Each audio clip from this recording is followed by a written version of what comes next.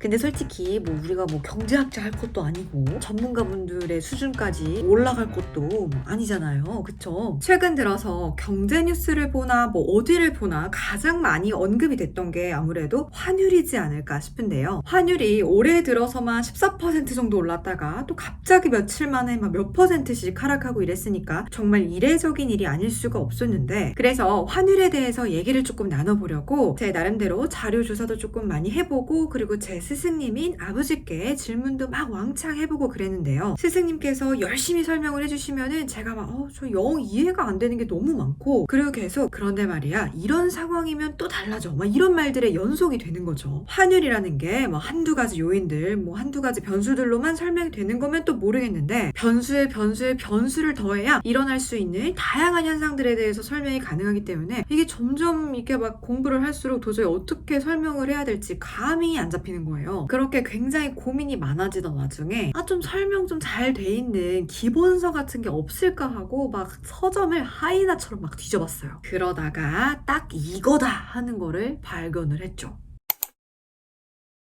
자, 처음에 이 환율 비밀 노트라는 이 서적을 사실 참고 서적 정도로만 쓸 생각이었거든요. 그런데 이거를 다 읽고 나서 이거는 내가 설명을 해드릴 게 아니라 이 책을 소개를 해드려야 된다. 정말 너무너무 설명이 잘 돼 있는 거예요. 읽기 전에 책의 프롤로그에서부터도 설명이 너무 잘 돼 있긴 하지만 작가님의 말을 빌려서 제가 이 책의 장점에 대해서 아주 잠깐만 소개를 해드리면, 환율을 설명할 때 이상 언어라고 하죠. 쉽게 말해서 어려운 단어, 어려운 말이라고 할 수 있는데, 그런 이상 언어로 가득한 이론을 설명하는데 시간을 쓰지 않고 우리가 평소에 생활할 때 그냥 쓰는 말들 있죠. 그런 익숙한 언어들로 이 환율이라는 걸 설명하고 있다는 게 이 책의 가장 큰 장점이에요. 환율이라는 거 전문가분들도 굉장히 어려워하시는 부분이거든요. 오죽하면 저도 환율은 어렵습니다만 이라는 책이 집필될 정도니까 설명을 하기도 어렵고, 또 잘 설명을 한다고 한들 이해하기도 얼마나 어려운 개념이라는 거 잘 아시겠죠. 그래서 제가 환율에 대해서 또 막 장황하게 설명을 하다 보면 또 어려워질 수가 있으니까 잘 정리가 되어 있는 책을 한 권 가지고 왔는데요. 이 책에서는 환율이 어떻게 결정이 되는지, 혹은 이 환율이라는 게 다른 경제 변수에 미치는 영향과 같은 것들을 설명을 할 때 이론 중심이 아니라 변수를 중심으로 설명을 하거든요. 그러니까 실질적으로 경제 지표가 딱 발표가 돼요. 예를 들어서 중요한 미국의 뭐 소비자 물가 지수라든지 아니면은 생산자 물가 지수 같은 것들이 있겠죠. 아니면 물가가 오르고 있다, 뭐 아니면 금리가 지금 뭐 어떻게 되고 있다와 같은 것들을 뉴스나 리포트에서 접할 때 바로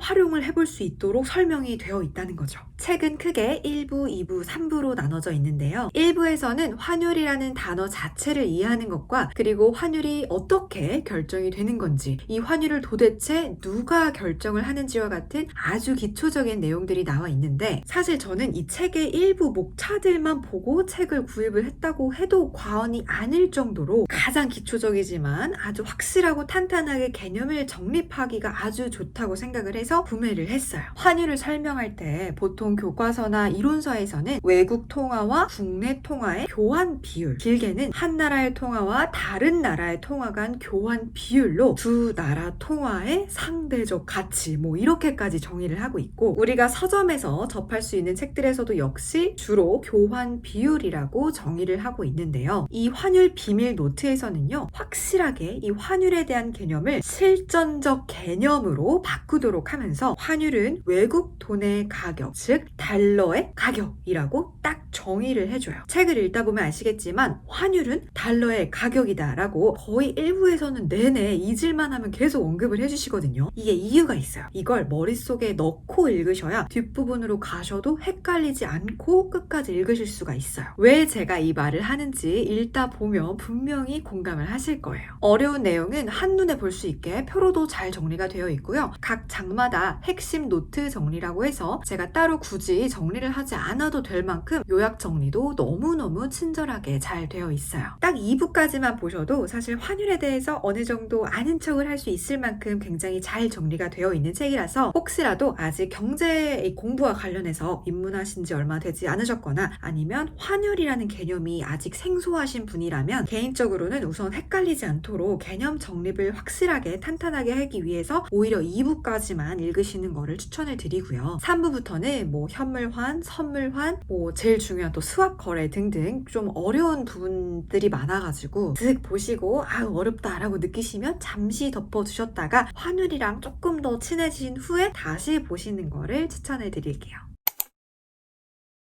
환율을 이해하기 위해서 당연히 1, 2, 3부 어느 것도 놓칠 수 없지만 제가 생각할 때는 2부에 실려있는 내용들이 가장 빠르게 실전에 적용해보기 좋은 내용들이 담겨져 있다고 생각을 해요. 환율에 대한 핵심 변수 3인방, 경기, 물가, 금리에 대해서 기본편, 심화편으로 나눠져 있는데요. 심화편에서는 경기, 물가, 금리에 더해서 통화정책 그리고 재정정책과 관련한 내용까지 함께 있어요. 핵심 변수 3인방까지만 잘 알고 계셔도 사실 환율을 이해하시는데 크게 무리도 없고 정말 많이 알고 계시는 거지만 이 핵심 변수들이 가지고 있는 또 다른 변수들이 굉장히 많단 말이죠. 그러면 제가 예를 한번 들어볼게요. 환율에 대한 3가지 변수 중에서 지금 물가가 계속 오르고 있으니까 이 책 내용을 바탕으로 해서 물가로 한번 예를 들어볼게요. 자, 물가도 우선 최소 2가지 경로로 환율에 영향을 미쳐요. 첫 번째는 구매력 경로, 두 번째는 금리 경로예요. 먼저 구매력 경로로 가볼까요? 미국의 물가가 막 상승해요. 그러면 지금 내가 가지고 있는 달러로 물건을 구매할 수 있는 힘이 작아진다는 거잖아요. 즉 달러의 구매력이 하락하게 되면 달러 수요 자체가 감소하게 되는 거죠. 그럼 달러의 가격인 환율은 하락하게 되겠죠. 인기가 없어지니까요. 그럼 이제 두 번째 경로인 금리 경로를 한번 볼게요. 이번에는 물가가 지속적으로 상승하고 있다고 해보죠. 그럼 미래에는 이 정도의 물가가 예상된다는 기대 인플레이션이 형성이 되겠죠. 인플레이션 기대가 형성되면 그거에 맞춰서 금리도 상승해요. 왜냐? 물가 상승이 예상이 되면 어쨌든 지금보다 미래의 돈의 가치는 떨어진다는 거잖아요. 그러니까 그 부분에 대해서도 대가를 받으려고 하는 거예요. 그래서 금리가 상승하게 되는 거죠. 따라서 이 일반적인 대가, 실질 금리에 더해서 이 인플레이션 예상치를 반영을 해서 최종 금리인 명목 금리가 결정이 되는 거죠. 따라서 인플레이션이 예상되면 이걸 반영해서 금리가 상승하게 됩니다. 그리고 이렇게 되면 금리의 수익률 경로라는 것도 함께 작용하게 되고요. 이거는 핵심 변수 금리 부분에 자세히 나와 있어요. 미국의 금리 상승은 달러 보유에 대한 보상을 상승시키고 인기가 많아지니까 달러에 대한 수요를 증가시켜서 환율이 상승하게 되는 거예요. 2가지 경로 중에 금리 경로보다는 보통 구매력 경로가 더 즉각적이고 강하게 작용한다고 책에서도 설명을 하고 있어요. 일단 책에 나오는 2가지를 쓱 봤으니까 우리 요즘 상황 짚고 넘어가지 않을 수가 없겠죠.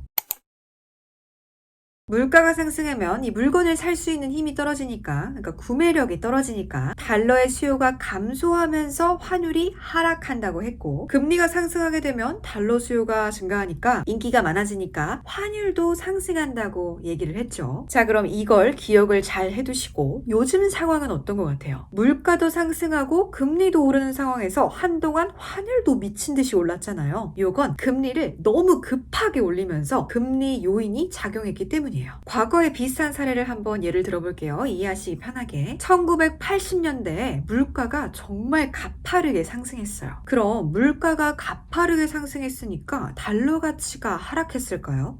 아니에요. 당시 연준 의장이었던 폴 볼커는 금리를 더 빨리 올렸어요. 물가가 5%까지 오르면 금리를 6%까지 올려서 실질 금리를 플러스 상태로 유지를 시켰죠. 지금도 마찬가지인데요. 최근에 발표된 생산자 물가지수가 전년 동기 대비 8%였잖아요. 그리고 연준은 현재 금리를 4%까지 올려놓은 상태고요. 자, 환율이 강했을 때를 생각해보세요. 연준은 절대로 물가보다 낮은 금리를 좌시하지 않겠다고 했을 때 환율 1,400원을 넘어섰어요. 그런데 최근에는 또 하락세를 보이고 있단 말이죠. 이건 왜일까요? 금리 인상의 보폭을 줄일 수도 있다고 했기 때문이에요. 그러니까 뭐예요? 금리 요인보다는 구매력 요인, 즉 물가가 더 크게 작용을 했기 때문에 하락세를 보인 거죠.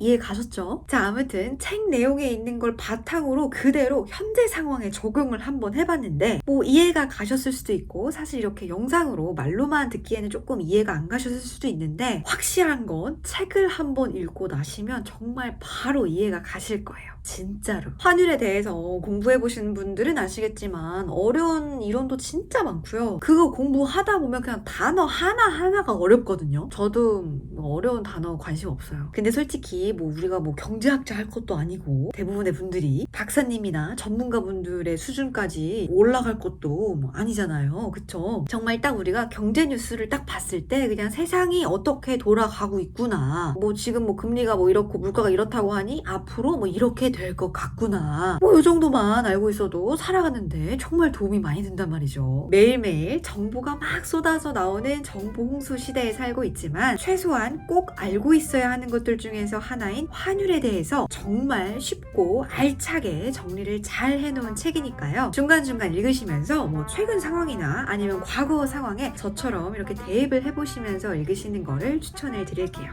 자, 그럼 오늘도 유익한 시간 되셨기를 바라고요. 다음 시간에 더 유익한 얘기 들려드릴게요. 그럼 안녕.